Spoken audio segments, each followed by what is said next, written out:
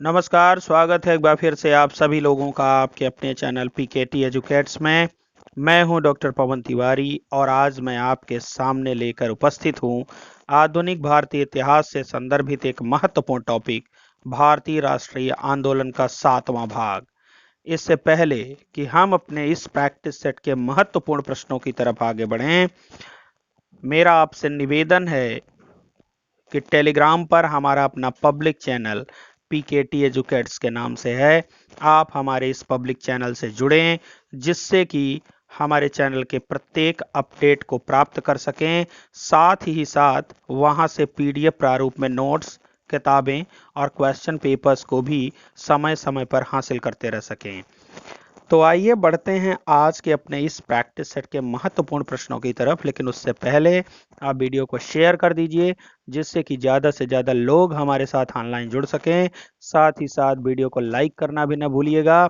और इससे भी बड़ी चीज़, आप जानते हैं कि प्रत्येक प्रश्न को हल करने के लिए आपके पास सिर्फ और सिर्फ 20 सेकंड का वक्त होगा और इन 20 सेकंड में आपको किसी भी स्तर पर अपने क्वेश्चन का जवाब कमेंट बॉक्स में देना है। तो आइए आज का पहला प्रश्न जो अब आपके स्क्रीन पर आ रहा है। आज का हमारा पहला प्रश्न है, हिंदुस्तान सोशलिस्ट रिपब्लिकन एसोसिएशन की स्थापना किसके नेतृत्व में हुई?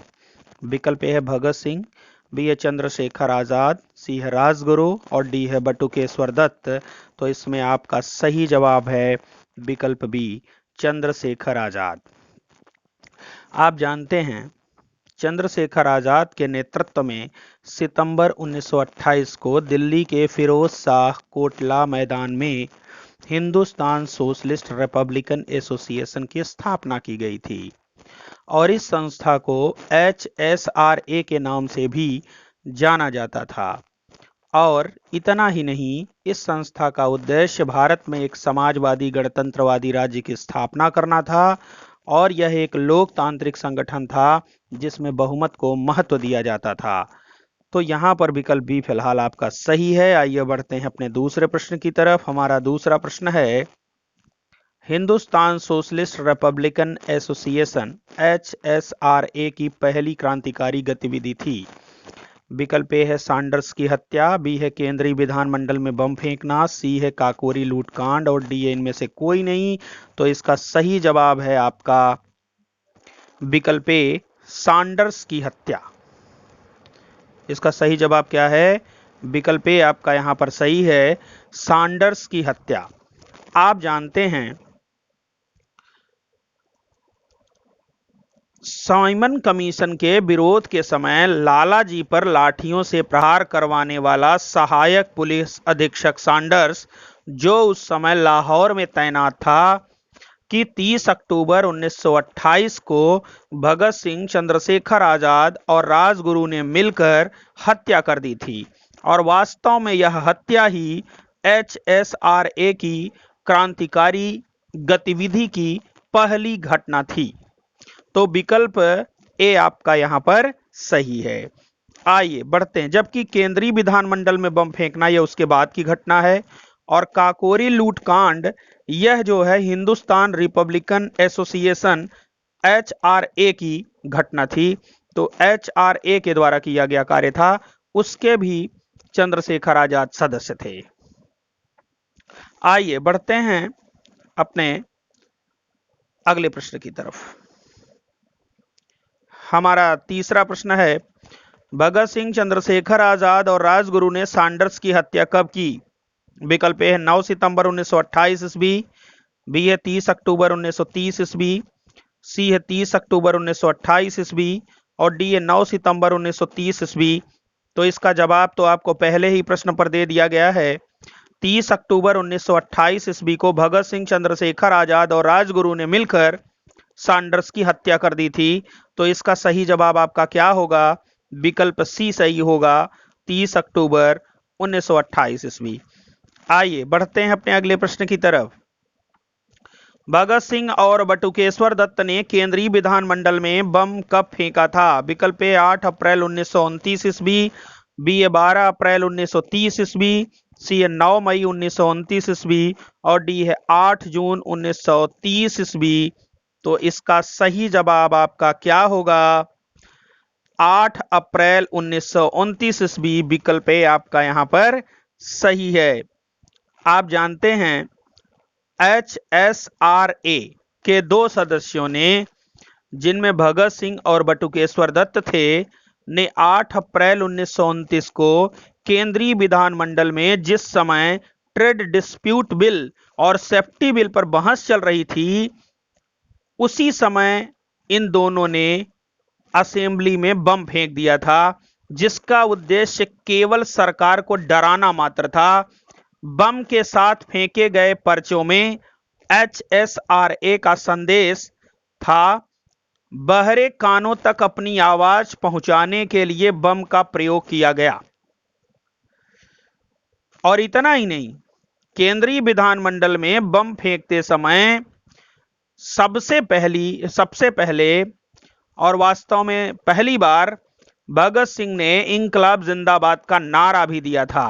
तो भगत सिंह और बटुकेश्वर दत्त को गिरफ्तार कर उन पर असेंबली में बम फेंकने तथा कुछ अन्य षड्यंत्रों से जोड़कर लाहौर षड्यंत्र केस के तहत मुकदमा चलाया गया था। तो फिलहाल यहां पर आपका विकल्प ए सही है, 8 अप्रैल 1929 ईस्वी। आइए बढ़ते हैं अपने अगले प्रश्न की तरफ। इंकलाब जिंदाबाद का नारा सर्वप्रथम किसने दिया? विकल्प ए है चंद्रशेखर आजाद ने, बी है राजगुरु ने, सी है बटुकेश्वर दत्त ने और डी है भगत सिंह ने। आप जानते हैं इंकलाब जिंदाबाद, जिसकी रचना मोहम्मद इकबाल ने की थी, का पहली बार नारे के रूप में भगत सिंह ने प्रयोग किया था और इन्होंने ही इस नारे को चर्चित बनाया था। और आप अच्छी तरह से जानते हैं, अभी अभी हमने ऊपर के प्रश्न पर चर्चा किया था तो बताया था, केंद्रीय विधानमंडल में बम फेंकते समय ही पहली बार भगत सिंह ने इंकलाब जिंदाबाद का नारा दिया था, तो उन्हीं के द्वारा इस नारे का सर्वप्रथम प्रयोग किया गया। तो विकल्प डी आपका यहां पर सही है, भगत सिंह। आइए बढ़ते हैं अपने अगले प्रश्न की तरफ। हमारा छठा प्रश्न है, जतिन दास की मृत्यु कब हुई? विकल्प ए है 13 सितंबर 1929 ईस्वी, बी है 14 अक्टूबर 1930 ईस्वी, सी है 22 सितंबर 1929 ईस्वी और डी है 9 नवंबर 1930 ईस्वी। तो इसमें आपका सही जवाब है 13 सितंबर 1929 ईस्वी। यहां पर विकल्प ए आपका सही है। आपको पता है, जब लाहौर षड्यंत्र केस के तहत HSRA के अन्य सदस्यों पर भी मुकदमा चलाया गया, तो जेल में बंद क्रांतिकारियों ने राजनैतिक कैदी का दर्जा प्राप्त करने के लिए भूख हड़ताल कर दी थी। भूख हड़ताल पर बैठे जतिन दास की 64 दिन बाद 13 सितंबर 1929 ईस्वी को मृत्यु हो गई। जतिन का मृत शरीर जब लाहौर से बंगाल लाया गया, उस समय कलकत्ता रेलवे स्टेशन पर लगभग 6 लाख लोगों ने महान युवा नेता को श्रद्धांजलि अर्पित की थी। तो भगत सिंह, सुखदेव तथा राजगुरु पर मुकदमा चलाकर फांसी की सजा सुना दी गई थी। मुकदमे की सुनवाई के दौरान क्रांतिकारी इंकलाब जिंदाबाद का नारा लगाते हुए अदालतों में प्रवेश करते थे और साम्राज्यवाद मुर्दाबाद, सर्वहारा जिंदाबाद का नारा लगाते हुए अदालत से बाहर आते थे। तो विकल्प ए फिलहाल आपका यहां पर सही है। जतिन दास की मृत्यु 13 सितंबर 1929 ईस्वी को हुई। आइए बढ़ते हैं अपने अगले प्रश्न की तरफ। भगत सिंह, सुखदेव और राजगुरु को फांसी कब हुई? 12 मार्च 1929 ईस्वी, बी 18 मार्च 1930 ईस्वी, सी है 23 मार्च 1931 ईस्वी और डी है 23 मार्च 1930 ईस्वी। तो इसका सही जवाब है 23 मार्च 1931 ईस्वी। विकल्प सी आपका यहां पर सही है। 23 मार्च 1931 ईस्वी को भगत सिंह, सुखदेव और राजगुरु को फांसी दे दी गई। आइए बढ़ते हैं अपने अगले प्रश्न की तरफ। हमारा आठवां प्रश्न है, चंद्रशेखर आजाद पुलिस मुठभेड़ में कब शहादत को प्राप्त हुए? विकल्प ए है 27 मार्च 1929 ईस्वी, बी है 27 फरवरी 1930 ईस्वी, सी है 27 फरवरी 1931 ईस्वी और डी है 27 मार्च 1931 ईस्वी। तो इसमें आपका सही जवाब है 27 फरवरी 1931 ईस्वी। यहां पर आपका सही विकल्प है विकल्प सी। 27 फरवरी 1931 ईस्वी को इलाहाबाद के अल्फ्रेड पार्क में पुलिस के साथ हुई मुठभेड़ में चंद्रशेखर आजाद मारे गए थे और इसी के साथ उत्तर भारत में HSRA की गतिविधियां भी समाप्त हो गई थी। तो विकल्प सी आपका यहां पर सही है। आइए बढ़ते हैं अपने अगले प्रश्न की तरफ। बंगाल स्वयंसेवक संघ की स्थापना किसने की? विकल्प ए है कल्पना दत्त, बी है हेमचंद्र घोष, सी है सूर्यसेन और डी है प्रीति लता वाडेकर। तो इसमें आपका सही जवाब है हेमचंद्र घोष ने। आप जानते हैं बंगाल में हेमचंद्र घोष और लीला नाग ने मिलकर बंगाल स्वयंसेवक संघ की स्थापना की थी। तो विकल्प बी आपका यहां पर सही है। हेमचंद्र घोष ने लीला नाग के साथ मिलकर के बंगाल स्वयंसेवक संघ की स्थापना की थी, जबकि लीला नाग वहां ऑप्शन में है नहीं, तो यही सही होगा। श्री संघ नामक संस्था की स्थापना किसने की? विकल्प है हेमचंद्र घोष ने, बी है लीला नाग ने, सी है सुनीति चौधरी ने और डी है अनिल राय ने। तो इसका सही जवाब है आपका विकल्प डी अनिल राय। यह भी बंगाल की एक क्रांतिकारी संस्था थी जिसका नाम था श्री संघ। तो आइए आगे बढ़ते हैं अपने अगले प्रश्न की तरफ। हमारा 11वां प्रश्न है, इंडियन रिपब्लिकन आर्मी IRA की स्थापना किसने की? विकल्प ए है वारिंद्र घोष ने, बी है सूर्यसेन ने, सी है बीना दास ने और डी है शांति घोष ने। तो इसका सही जवाब है विकल्प बी। आप जानते हैं बंगाल में सूर्यसेन, जो गांधी के असहयोग आंदोलन के प्रमुख नेता थे, ने इंडियन रिपब्लिकन आर्मी, जिसे हम IRA कहते हैं, की स्थापना की थी। सूर्यसेन चटगांव, जो एक बंदरगाह क्षेत्र था, के एक राष्ट्रीय विद्यालय में शिक्षक के रूप में कार्यरत थे। इनके द्वारा स्थापित संस्था IRA के चटगांव शाखा के सदस्यों में अनंत सिंह, अंबिका चक्रवर्ती, लोकीनाथ, प्रीति लता वाडेकर, गणेश घोष, कल्पना दत्त, आनंद गुप्त और टेगारबल जैसे युवक और युवतियां शामिल थे। तो फिलहाल विकल्प बी आपका यहां पर सही है। आइए बढ़ते हैं अपने अगले प्रश्न की तरफ। निम्नलिखित में किस क्रांतिकारी को लोग मास्टर दा के नाम से संबोधित करते थे? विकल्प ए अनिल राय को, बी है सूर्यसेन को, सी है जतिन दास को और डी है हेमचंद्र घोष को। तो मास्टर दा के नाम से सूर्यसेन को लोग संबोधित करते थे। विकल्प बी आपका यहां पर सही है। आइए बढ़ते हैं अपने अगले प्रश्न की तरफ। हमारा 13वां प्रश्न है, चटगांव शस्त्रागार लूट कांड किसके नेतृत्व में हुआ? विकल्प ए है आनंद सिंह, बी है अंबिका चक्रवर्ती, सी है सूर्यसेन और डी है गणेश घोष। तो इसका सही जवाब है आपका विकल्प सी, सूर्यसेन के नेतृत्व में चटगांव शस्त्रागार लूट की घटना को अंजाम दिया गया था। और आप जानते हैं सूर्यसेन के नेतृत्व में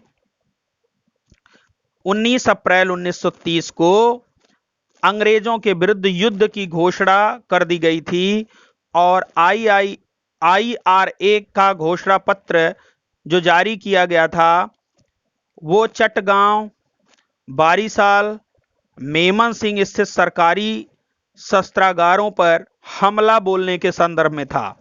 तो सूर्यसेन के नेतृत्व में IRA के सदस्यों ने चटगांव में शस्त्रागार पर आक्रमण कर हथियारों पर कब्जा कर लिया था। तो विकल्प सी आपका यहां पर सही है। हमारा 14वां क्वेश्चन है, चटगांव शस्त्रागार लूट की घटना कब घटित हुई? बहुत ही इंपॉर्टेंट क्वेश्चन है। विकल्प ए है 18 अप्रैल 1930 ईस्वी, बी है 22 मार्च 1930 ईस्वी, सी 18 जून 1931 ईस्वी और डी है 20 मई 1929 ईस्वी। तो इसका सही जवाब है आपका 18 अप्रैल 1930 ईस्वी को चटगांव शस्त्रागार लूट की घटना को अंजाम दिया गया था, जिसका नेतृत्व सूर्यसेन ने किया था। आइए आगे बढ़ते हैं। हमारा 15वां प्रश्न है, इंडियन रिपब्लिकन आर्मी के कुल सदस्यों की संख्या कितनी थी? विकल्प ए है 50, बी है 60, सी है 65 और डी है 70। तो इंडियन रिपब्लिकन आर्मी के कुल सदस्यों की संख्या 65 थी। विकल्प सी आपका यहां पर सही है। आइए बढ़ते हैं अपने अगले प्रश्न की तरफ।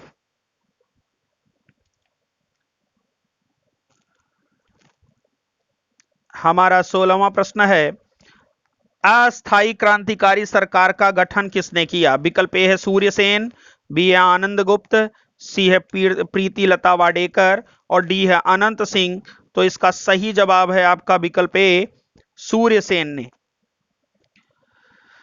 आप जानते हैं सूर्यसेन के नेतृत्व में आईआरए के सदस्यों ने चटगांव में शस्त्रागार पर आक्रमण कर हथियारों पर कब्जा कर लिया था और इसी समय 65 सदस्यीय क्रांतिकारी दल के समक्ष सूर्यसेन ने इंकलाब जिंदाबाद के नारों के बीच तिरंगा झंडा फहराकर अस्थायी क्रांतिकारी सरकार का गठन किया था, जिसके राष्ट्रपति स्वयं सूर्यसेन बने थे।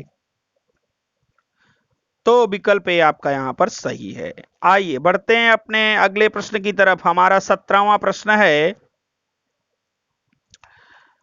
22 मई 1930 को आईआरए इंडियन रिपब्लिकन आर्मी के सदस्यों और सरकारी सेना के बीच हुए संघर्ष में कितने सैनिक मारे गए थे? तो आप जानते हैं 22 मई 1930 को आईआरए के सदस्यों और सरकारी सेना के बीच हुए संघर्ष में 80 सैनिक मारे गए थे और साथ ही साथ इसमें 12 क्रांतिकारी भी शहादत को प्राप्त हो गए थे। तो 80 सैनिकों को इसमें मार दिया था इन क्रांतिकारियों ने, लेकिन 12 क्रांतिकारी भी इनके मारे गए थे। तो फिलहाल यहां सैनिकों की बात की जा रही है, तो विकल्प डी आपका यहां पर सही है। अगर क्रांतिकारियों की बात की गई होती तो 12 सही होता आपका। आइए बढ़ते हैं अपने अगले प्रश्न की तरफ। हमारा 18वां प्रश्न है, सूर्यसेन को कब गिरफ्तार किया गया? विकल्प ए है 31 जनवरी 1932 ईस्वी, बी है 22 फरवरी 1933 ईस्वी, सी है 16 फरवरी 1933 ईस्वी और डी है 20 जनवरी 1932 ईस्वी। तो 16 फरवरी 1933 ईस्वी को सूर्यसेन को गिरफ्तार कर लिया गया था। कब गिरफ्तार कर लिया गया था? 16 फरवरी 1933 ईस्वी को। आइए बढ़ते हैं अपने अगले प्रश्न की तरफ। हमारा अगला प्रश्न है, सूर्यसेन को फांसी कब हुई? विकल्प ए है 12 जनवरी 1934 ईस्वी, बी 18 फरवरी 1934 ईस्वी, सी है 17 जनवरी 1935 ईस्वी और डी है 22 मार्च 1934 ईस्वी। आप जानते हैं 16 फरवरी 1933 को सूर्यसेन को गिरफ्तार कर लिया गया था और मुकदमे के बाद 12 जनवरी 1934 को इन्हें फांसी दे दी गई थी। कब दे दी गई थी? 12 जनवरी 1934 ईस्वी को इन्हें फांसी दे दी गई थी। तो विकल्प ए आपका यहां पर सही है। आइए बढ़ते हैं अपने अगले प्रश्न की तरफ। हमारा 20वां प्रश्न है, कोमिला के जिलाधिकारी की हत्या किसने की थी? विकल्प ए है प्रीति लता वाडेकर, बी है कल्पना दत्त, सी है सुनीति चौधरी और शांति घोष और डी है बीना दास और अंबिका चक्रवर्ती।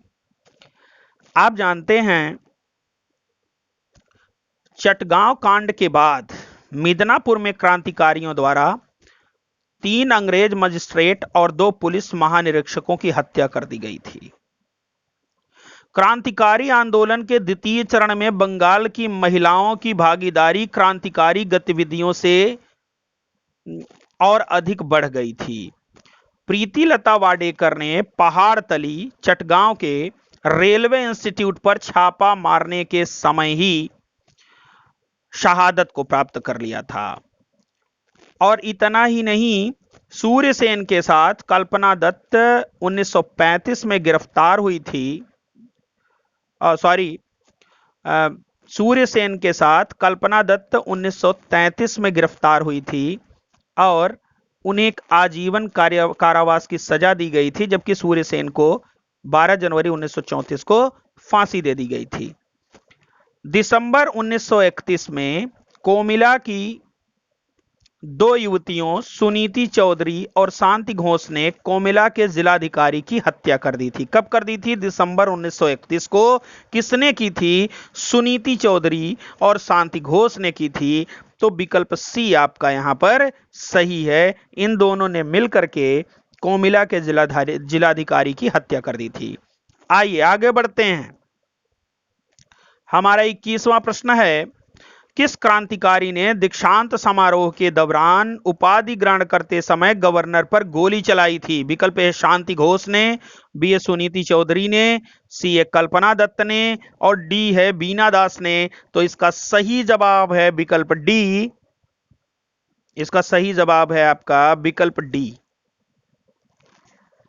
फरवरी 1932 में बीना दास ने दीक्षांत समारोह के दौरान उपाधि ग्रहण करते समय गवर्नर पर गोली चलाई थी। तो इस तरह से आपका यहां पर सही विकल्प क्या होगा? डी। आइए बढ़ते हैं अपने अगले प्रश्न की तरफ। हमारा 22वां प्रश्न है, सर्वप्रथम क्रांतिकारियों के सामने क्रांतिकारी दर्शन किसने प्रस्तुत किया? विकल्प ए है सूर्यसेन, बी है भगत सिंह, सी है चंद्रशेखर आजाद और डी है बीना दास। तो इसमें आपका सही जवाब है विकल्प बी, भगत सिंह ने। आप जानते हैं क्रांतिकारी भगत सिंह कुशाग्र बुद्धि के थे। अपने समय के तमाम राजनीतिक नेताओं में वे सर्वाधिक पढ़े लिखे थे। इन्होंने ही सर्वप्रथम क्रांतिकारियों के समक्ष क्रांतिकारी दर्शन रखा था। तो विकल्प बी आपका यहां पर सही है। आइए बढ़ते हैं अपने अगले प्रश्न की तरफ। हमारा 23वां प्रश्न है, क्रांति की तलवार पर धार वैचारिक पत्थर पर रगड़ने से ही आती है, यह कथन है। विकल्प ए है भगत सिंह का, बी है चंद्रशेखर आजाद का, सी है राजगुरु का और डी है सुखदेव का। तो इसका सही जवाब है विकल्प ए, भगत सिंह का। लाहौर अदालत में पेशी के समय भगत सिंह ने यह कथन कहा था कि क्रांति की तलवार पर धार वैचारिक पत्थर पर रगड़ने से ही आती है। तो यहां पर आपका सही जवाब क्या है? विकल्प ए। आइए बढ़ते हैं अपने अगले प्रश्न की तरफ। भगत सिंह जिंदाबाद और इंकलाब जिंदाबाद का एक ही अर्थ है, यह कथन किसका है? विकल्प ए है अरविंद घोष का, बी है सुभाष चंद्र बोस का, सी है सचिंद्रनाथ सान्याल का और डी है बी डी सावरकर का। तो इसमें आपका सही जवाब है विकल्प बी, सुभाष चंद्र बोस का। सुभाष चंद्र बोस जी ने ही भगत सिंह के व्यक्तित्व के बारे में यह कहा था कि भगत सिंह जिंदाबाद और इंकलाब जिंदाबाद का एक ही अर्थ है। आइए बढ़ते हैं अपने अगले प्रश्न की तरफ। हमारा 25वां प्रश्न है, जहां तक याद पड़ता है किसी भी व्यक्ति के जीवन के साथ इतना रोमांच नहीं जुड़ा होगा जितना कि भगत सिंह के जीवन के साथ जुड़ा है, यह कथन किसका है? विकल्प ए है सुभाष चंद्र बोस, बी है जवाहरलाल नेहरू, सी है महात्मा गांधी और डी है बी डी सावरकर। तो इसमें आपका सही जवाब है महात्मा गांधी। भगत सिंह के संदर्भ में महात्मा गांधी ने इस कथन को कहा था। आइए बढ़ते हैं अपने अगले प्रश्न की तरफ। हमारा 26वां प्रश्न है, the philosophy of the bomb नामक दस्तावेज किसने जारी किया था? विकल्प ए है सुभाष चंद्र बोस, बी है भगवती चरण बोरा, सी है श्याम जी कृष्ण वर्मा, डी है पी एल बापट। तो इसमें आपका सही जवाब है विकल्प B, Bhagwati Charan Bora. The philosophy of the bomb नामक दस्तावेज में क्रांतिकारी गतिविधियों के बारे में बताया गया है और इसे प्रस्तुत करने का श्रेय जाता है भगवती चरण बोरा को। आइए बढ़ते हैं अपने अगले प्रश्न की तरफ। हमारा 27वां प्रश्न है,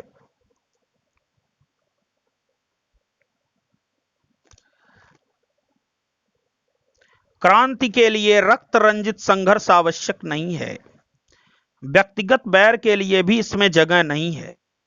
यह बम और पिस्तौल की उपासना नहीं है। क्रांति से हमारा तात्पर्य है कि अन्याय पर आधारित मौजूदा व्यवस्था समाप्त होनी चाहिए। यह कथन किसका है? विकल्प ए है भगत सिंह का, बी है सुभाष चंद्र बोस का, सी है महात्मा गांधी का और डी है लाला हरदयाल का। तो इसका सही जवाब है विकल्प ए, यह कथन भगत सिंह जी का है। और आप जानते हैं लाहौर अदालत में बोलते हुए भगत सिंह ने इस कथन को कहा था कि क्रांति के लिए रक्त रंजित संघर्ष आवश्यक नहीं है, व्यक्तिगत बैर के लिए भी इसमें जगह नहीं है, यह बम और पिस्तौल की उपासना नहीं है। क्रांति से हमारा तात्पर्य है कि अन्याय पर आधारित मौजूदा व्यवस्था समाप्त होनी चाहिए। आइए बढ़ते हैं अपने अगले प्रश्न की तरफ। हमारा 28वां प्रश्न है, भारतीय गणतंत्र सेना क्रांतिकारी संस्था की स्थापना किसने की थी? विकल्प ए है छबील दास, बी है यशपाल, सी है सूर्यसेन और डी है भगत सिंह। तो भारतीय गणतंत्र सेना की स्थापना की थी सूर्यसेन ने। विकल्प सी आपका यहां पर सही है। कब की थी? 1930 ईस्वी में की थी। कहां की थी? चटगांव में की थी। आइए बढ़ते हैं अपने अगले प्रश्न की तरफ। हमारा 29वां प्रश्न है, भारत नौजवान सभा संस्था की स्थापना किसने की? विकल्प ए है सुखदेव, बी है पुलिनदास, सी है चंद्रशेखर आजाद और डी है भगत सिंह। तो भारत नौजवान सभा की स्थापना 3 लोगों ने मिलकर के की थी, जिसमें भगत सिंह, छबील दास और यशपाल शामिल थे। 1926 ईस्वी में इन्होंने भारत नौजवान सभा की स्थापना की थी, जो पंजाब में इनके द्वारा स्थापित किया गया था। लेकिन यहां पर विकल्प में केवल और केवल भगत सिंह ही है, तो इसलिए यहां सही जवाब क्या होगा आपका? विकल्प डी, भारत नौजवान सभा संस्था की स्थापना किसने की थी? भगत सिंह ने की थी। अगर तीनों ऑप्शन में होता तो तीनों को आप देते, और अगर इस तरह से पूछता भगत सिंह, छबील दास और यशपाल तीनों ने मिलकर के किस क्रांतिकारी संस्था की स्थापना की थी, तो भारत नौजवान सभा की। अगर पूछता भारत नौजवान सभा की स्थापना कब हुई, तो 1926 ईस्वी में। भारत नौजवान सभा की स्थापना कहां हुई थी, तो पंजाब में। आइए बढ़ते हैं अपने अगले प्रश्न की तरफ। हमारा 30वां प्रश्न है, लाहौर छात्र संघ की स्थापना किसने की? विकल्प है सुखदेव एवं भगत सिंह ने, बी है पुलीन दास ने, सी है राम प्रसाद बिस्मिल एवं योगेश चटर्जी ने और डी है बारिंद्र कुमार घोष एवं जतिनेन्द्र नाथ बनर्जी ने। तो इसमें आपका सही जवाब है विकल्प ए, सुखदेव और भगत सिंह ने मिलकर लाहौर छात्र संघ की स्थापना की थी 1925 ईस्वी में, और इसकी स्थापना भी कहां हुई थी? पंजाब में हुई थी।